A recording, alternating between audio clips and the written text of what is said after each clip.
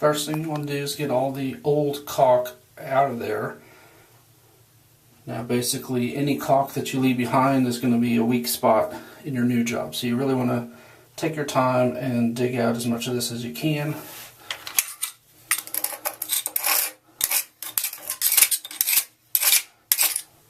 The other thing you want to do is if you've had any leaks, there's probably water behind wherever you're going to caulk, and that can weaken the caulk as well. So you want to preferably hit it with a wet vac and suck all that water out.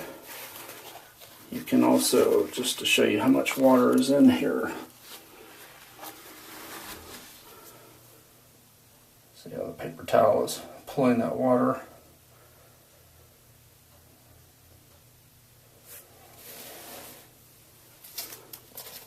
Just to show you how much of that is behind there.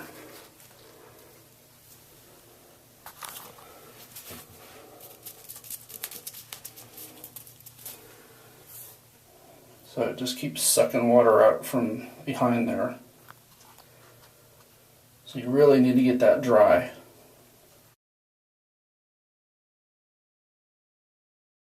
And before you caulk, and I think this is one of the major things that gets skipped in a lot of these jobs, you've got to have a clean surface or the caulk's not going to stick. So it's got to be dry.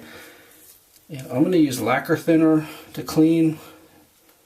Obviously you want to test in an inconspicuous spot to make sure it's not going to damage whatever surface that you're washing it with, but basically I'm just putting it on a paper towel and wiping it down real well.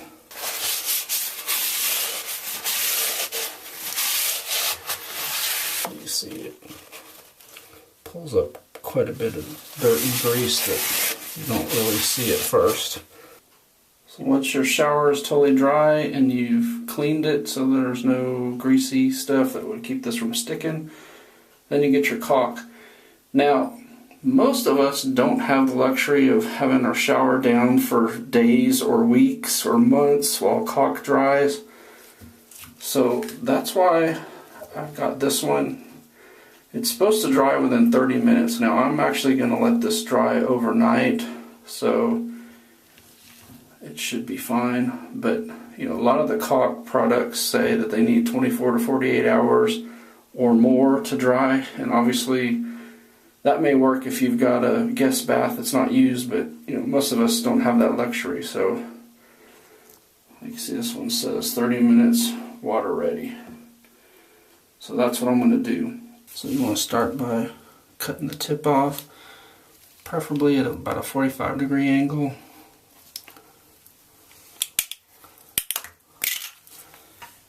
And then you need to see if you need to puncture. Some of them have an inner seal and some don't. That one did.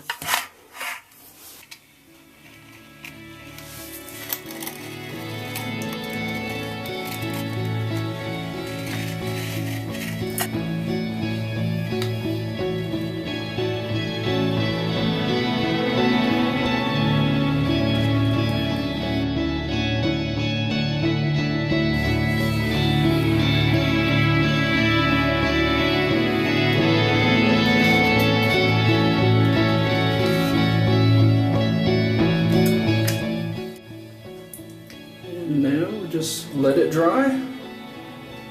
So the longer you can dry it, the better bond it's going to give. But since we've dried it very well before we put it down and we cleaned it with the lacquer thinner, this should bond really well.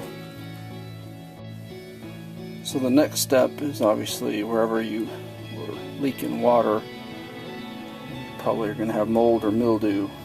You see I've cleaned most of it up. There's still a little bit on that wood there. This entire board here was completely black. And the best way I found to kill it, I just mixed, it's roughly 25 to 50% bleach and the rest is water. And just kind of spritz it on there and just let it soak in, and then it'll kill it. You have to spray more than one time typically. And then, you know, obviously when this is dry, and that caulk seal so it won't get wet again, that mold and mildew won't come back.